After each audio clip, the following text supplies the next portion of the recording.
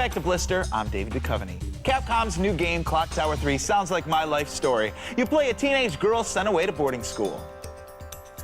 As a young Alyssa Hamilton, your only goal is survival. But unlike Capcom's other survival horror games, you only have a cache of impressive weapons at your disposal. Instead, you'll have to rely on your wits and holy water to get out of harm's way. And did I mention the ghost that you'll meet along the way? Ghosts. Ah, they're in the studio.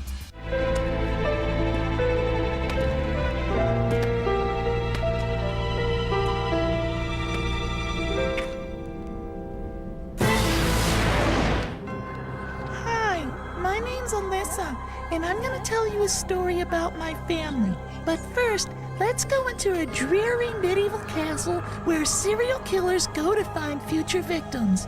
We'll be safe there. My sweet Alyssa. I've been waiting so long for this moment. Get away from me! Come on, Alyssa, you gotta be more careful, because danger looms around every corner in Clock Tower 3. This edition of the survival horror franchise centers on Alyssa, a 15-year-old British girl with a heart of gold and a serious knack for finding her way into trouble. Against her mother's advice, Alyssa returns to her family's mansion in London to celebrate her 15th birthday. But it turns out her friends are otherwise occupied.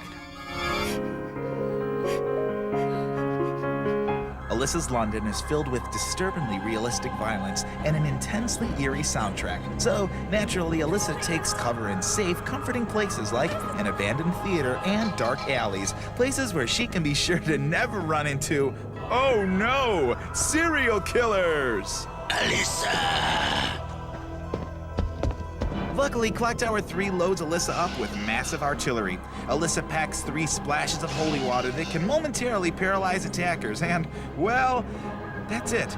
Besides that, she has all the other options 15-year-old girls have in fighting serial killers.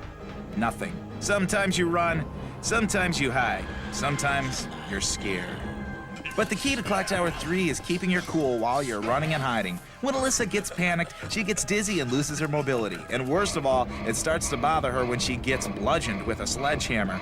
Ouch! That hammer hurts.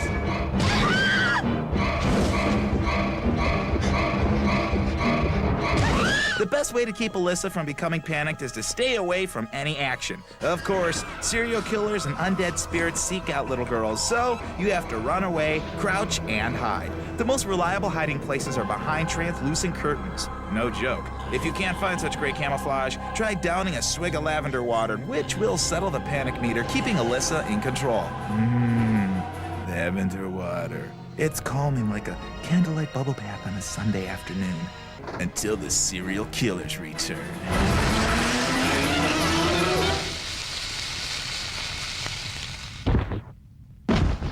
Speaking of alone time, Alyssa spends hers solving puzzles to advance the story. In general, they're fairly simple alphanumeric riddles that crack safes and open doors. They may not be too challenging, but at least it's a good reason to finally go out and learn to read. Better than unlocking the safes is unlocking the cutscenes, which are mini slasher movies of the highest quality.